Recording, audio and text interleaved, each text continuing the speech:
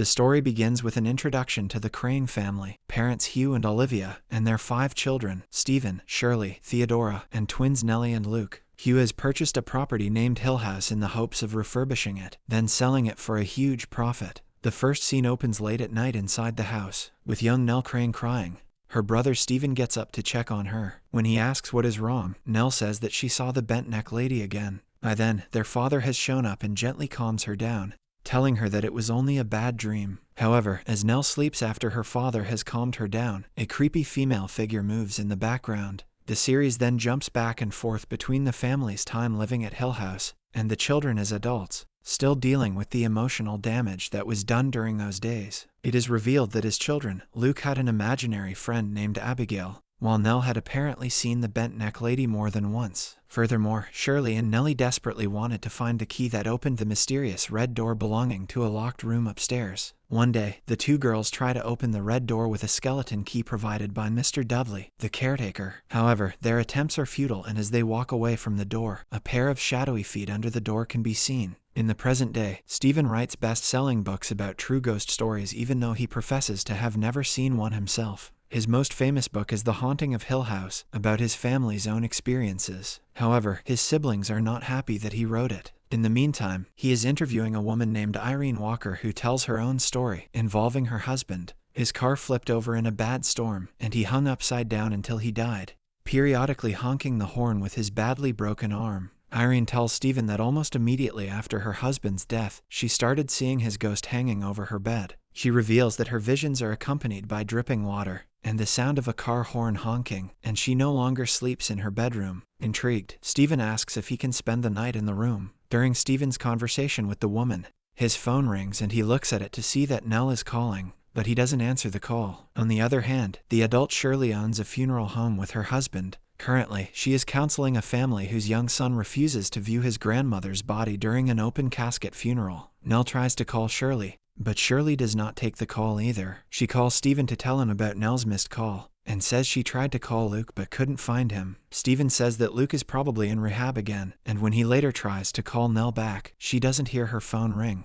Elsewhere, adult Theo is in a bar wearing unusually long gloves for the weather. There, she picks up a young woman and brings her home. However, after they have intercourse, she rather abruptly dismisses the woman and again dons the gloves, stating that she is a germaphobe. The scene then cuts to older Hugh, who now lives in Jacksonville. Currently, he wakes up from a nightmare thanks to his phone ringing. On the other side of the phone is Nell, who asks if he remembers the bent neck lady. When he says yes, she responds that the lady is back. Worried by this news, Hugh asks Nell where she is at the moment. Although she is in her car, Nell lies to her father that she is home. He quickly replies that he will be there tomorrow. But when she hangs up, it is revealed that Nell is actually right outside the Hill House. She then gets out of her car and walks towards the house. Then, a flashback in time shows a visibly shaken Hugh waking Stephen up in the dead of night. His hand is bandaged and he tells Stephen that they need to leave quickly. Hugh then opens the bedroom door quietly to check the hallway and apparently sees something as he closes and locks it. The doorknob turns several times as Hugh and Stephen stay as quiet as possible. When it seems that the unseen person is gone,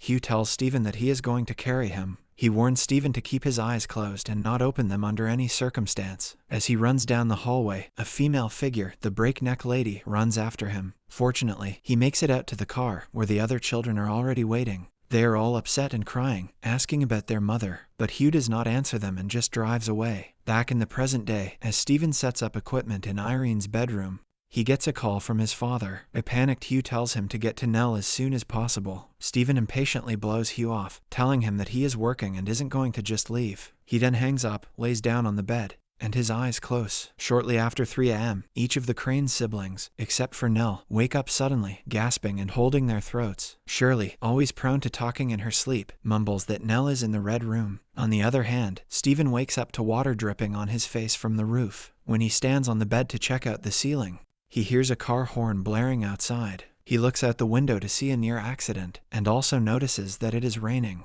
The next morning, he tells the woman that all of her experiences in the room can be explained. There is a ceiling leak, and a recently stolen stop sign from the street outside explains the sound of a horn honking. As far as seeing her husband, Stephen believes that only happened because she wanted to see him again. When she incredulously asks why she would want to see her husband like that, he gently responds that it's better than never seeing him again. The flashback cuts to the day after the Cranes escaped the Hill House. A young Stephen is in an attorney's office, where his father is having an argument with a lawyer. It is revealed that Hugh's wife, Olivia, is said to have committed suicide in the Hill House last night, and the press have picked up on this incident. Hugh angrily rants that he will not allow his children to take the witness stand. His attorney tells him that without the children's testimony to back up his own, he could be in serious trouble. Hugh says he doesn't care about the press saying bad things about him but wants them to leave his children out of it. Hugh further states that he will not sell the house and wants no person to go anywhere near it, except for the Dudleys, who have been the caretakers for a very long time. In another flashback from an earlier time, Stephen is sitting in the kitchen talking to Mrs. Dudley. She tells him that no one comes to Hill House at night, in the dark, not even the Dudleys, who live on the very edge of the property. After Olivia interrupts their conversation to ask if he has seen Luke, Stephen goes up into the treehouse, where Luke is drawing some creepy pictures, including one of a woman screaming. Luke asks how to spell "no girls allowed" as Stephen checks out the drawings. They have a discussion about imaginary friends, and Luke insists that his friend, Abigail, is not imaginary. When adult Stephen arrives home, he catches adult Luke attempting to leave with Stephen's iPad and a camera. He tells Luke he will give him $200 and he can sell the camera, but he needs the iPad back. Luke takes the cash and tells him that he is not taking the money for drugs as Stephen might have thought. He leaves, and when Stephen walks into his apartment, he finds Nell standing inside. He berates her for allowing Luke to take his things while she just stood there and watched. However, Nell only looks at him silently, with fear on her face. Suddenly, Stephen gets a phone call from Hugh and turns his back to Nell so that he can pick up the call. To his horror, Hugh tells him that Nell went back to Hill House last night and committed suicide. As Stephen turns around to Nell, horrified, her face turns gray, and she screams silently, then disappears. The scene then shifts as Shirley abruptly awakes, hand to her throat, and mutters, "Nell's in the red room." Later, she is talking to Alex, the boy who does not want to see his grandmother in her open casket. He claims that his grandma came to sit on his bed, and she didn't have any hair or teeth. Shirley tells him that she is going to fix up his grandmother so she looks as she did in life, and seeing her that way might help him remember her in a better way. This is followed by a flashback where a young Shirley is with her mother. Olivia is sketching the Crane family's dream house that she calls the Forever House. She tells Shirley that when Hill House is finished and sold, they can build their forever house. After a while, Shirley asks to go outside to play with Nell. Olivia tells them they can go outside, but they must be sure to come back home when she flashes the front porch light. While outside, Shirley takes photos of Theo and Luke. As she walks away, Luke sees a girl standing in the distance, which might have been the first time he saw Abigail. In the meantime, while photographing headstones, Shirley hears what turns out to be baby kittens in a small building on the property. She takes a photo, and a scary face shows up in the background. When Hugh and Mr. Dudley hear her scream, they come in and find out that the face is a wasp's nest built onto a Halloween mask. Shirley then begs Hugh to let her keep the kittens, as they won't be safe from the dogs. Mr. Dudley reiterates that there are no dogs around, even though the Crane children hear them at night. In the present day, adult Shirley's son is upset with her because she gave him a blank mask instead of the Daredevil mask he wanted. While the two are talking, it can be seen that Shirley has a model of a forever house, just as her mother did. She and her husband Kevin have a discussion about their finances. He tells her that she is not charging enough to their clients, and they are barely getting by. Elsewhere, Stephen has tracked Luke down and tells Shirley that he is in rehab again. She thinks back to another time they paid to put Luke in rehab. It cost them $6,000 per month. In the meantime, Shirley finds a checkbook in only her husband, Kevin's name, and she later tells Theo about her discovery. The scene shifts to a flashback to the Hill House, where Shirley is caring for the kittens, allowing Luke and Nell to help feed them. That night, Theo storms into Shirley's room, angrily asking why she is banging on the wall and calling her name. However, Shirley denies the accusations, pointing out that she was asleep. As they argue, very loud banging begins, and they scream. Soon afterwards, Hugh arrives to check what the commotion is about. Surprisingly, he says he did not hear the banging, but guesses the sound may have been caused due to the old tea water pipes in the house. In the present, adult Shirley awakes to a phone call from Stephen, who tells her that Nell has died. As Shirley walks towards the guest house where Theo lives, the lights come on, as if Theo already knew what was up. Back in the flashback, young Shirley gets up one morning to find one of her kittens dead. Olivia finds a special box for her to bury the kitten in, and they ask her if she wants to say something nice about the kitten before it is buried. Olivia says everyone becomes a story when they die, and people will tell those stories, ensuring that a part of us remains when we die. Shirley suddenly exclaims that the kitten is alive. She sees its mouth moving. The kitten's mouth is indeed moving, but then a bug crawls out of its mouth. In the present, adult Shirley has decided to take care of Nell's body and funeral arrangements. She and Theo argue about allowing enough time for Luke to get there for the funeral. Luke has apparently snuck out of rehab, and Shirley retorts that he missed Nell's wedding, so he probably won't make it to her funeral either. In the meantime, it is time for Alex's grandmother, and he is still refusing to see her in her casket. Shirley tells him that he will later regret it if he doesn't view her now, and offers to walk up with him. In a flashback to Olivia's funeral service, Shirley did not want to see her mother in the casket. The funeral director offers to walk up with her, just as she will later do with Alex, and she agrees. It seems this may be what inspired Shirley's current career, as she comments that the funeral director fixed Olivia. In the present day, Nell is delivered to the funeral home, and Shirley begins to somewhat graphically prepare her body. As she does this, she is talking to Stephen on the phone, and insisting that he come as soon as possible, and get Luke and Hugh there as well. Back at Hill House in the past, Shirley and Nell prepare to feed the kittens, and find that they are all dead except for one. It opens its eyes, which are terrifyingly large and white, and Shirley screams. Later, Olivia tells her that kittens shouldn't be without their mommy, and that the only remaining kitten was taken to a new home. Shirley yells at her, and Olivia begins to yell back, crying as she has a headache. When Hugh talks to Olivia about her headache, which he refers to as a color storm, Olivia says there was no color this time, just darkness. It is then revealed that they killed the only remaining kitten,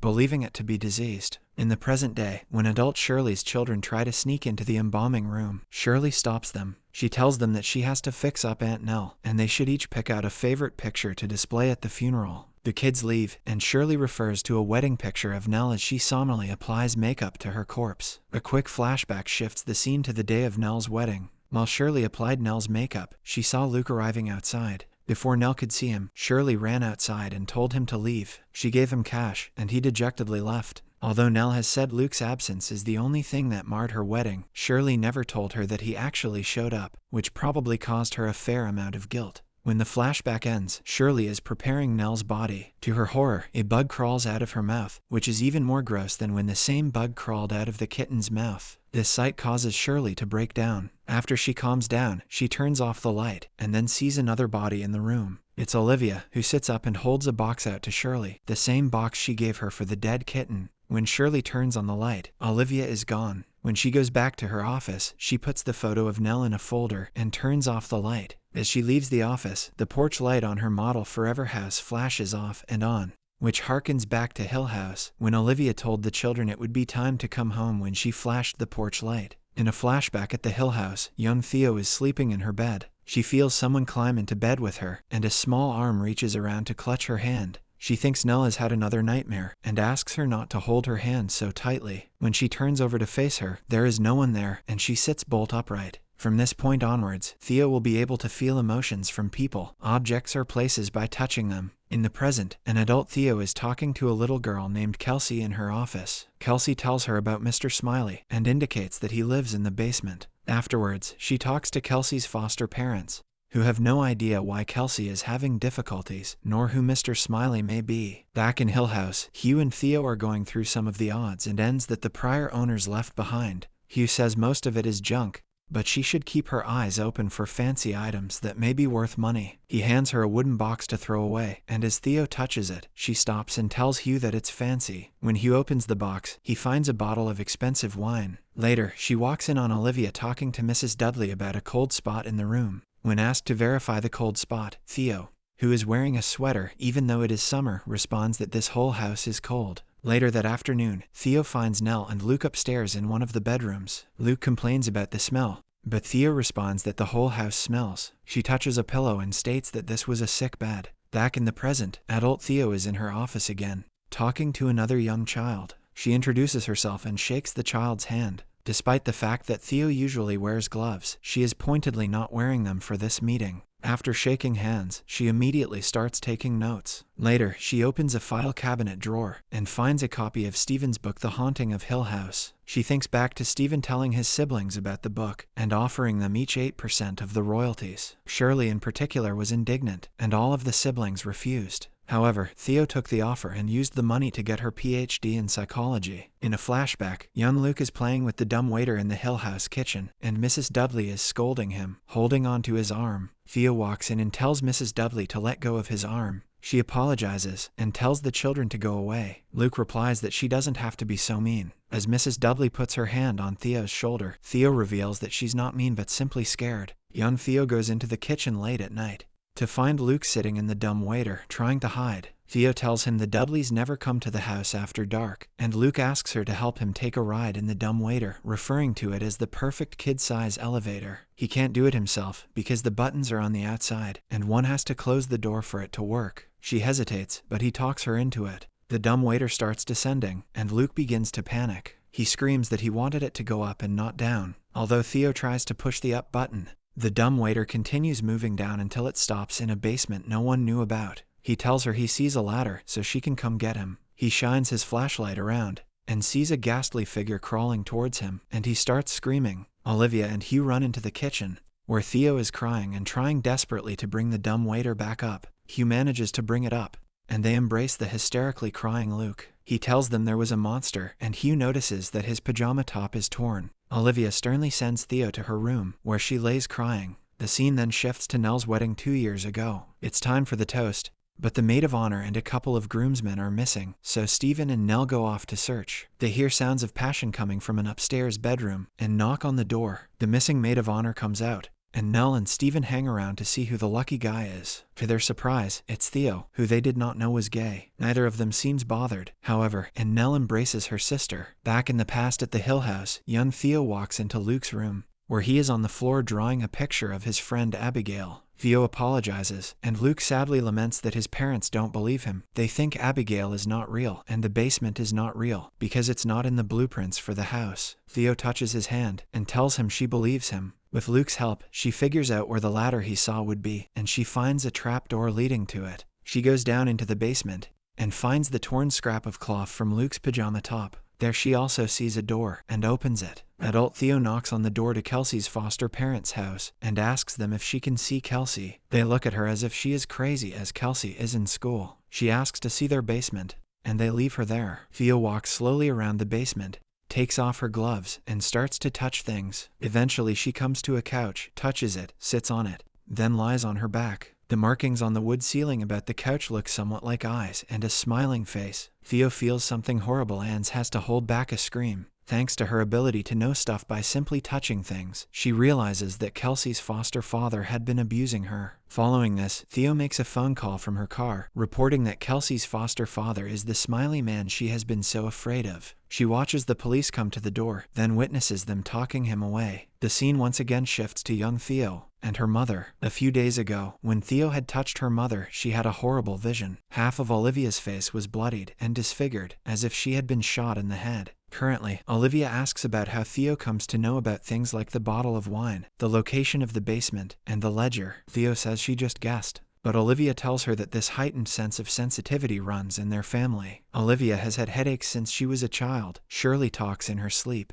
and when Nell was asked what she thought of Hill House, she said it was loud. Olivia then gives her some gloves and says that they will help Theo with the cold and the other things. In the present day, Theo walks into the embalming room and looks at Nell's body. Taking a deep breath, she removes her gloves and places her hand on the body. Whatever she sees and feels, it's not good. It causes her to fall to the ground, screaming and crying. Later, to recover from the horrifying experience, she sits on the porch, drinking liquor from a bottle. Theo lives in the farmhouse that falls on Shirley's property. Soon afterwards, Shirley's husband, Kevin, walks out and asks Theo if everything is all right. Ignoring the question, she tells him that Shirley found the checkbook that had only his name on it. From their conversation, it is clear that both of them are hiding something from Shirley. Although Theo promises not to tell Shirley the truth, she urges Kevin to come up with a good excuse for the checkbook. The final scene shifts back to the Hill House on the day when the Cranes were running away. Theo runs downstairs where Hugh is waiting with Nell and Luke. Her father tells her to take the twins and run to the car downstairs. However, when he touches her arm, she has visions of what he had seen and done. A little girl on the staircase, a woman's ghostly face, skeletal remains of a former resident who bricked himself in, the door to the red room, and her father violently pushing her mother against the wall. Coupled with the vision she'd had of her mother's smashed-up face, it would be easy for Theo to assume her father killed their mother. She pulls away from Hugh, screaming, "Let go. Don't touch me. Don't touch me." Subscribe for more videos like this, turn on the notification, and leave 1,000 likes or 100 comments if you'd like us to continue part 2. Thank you.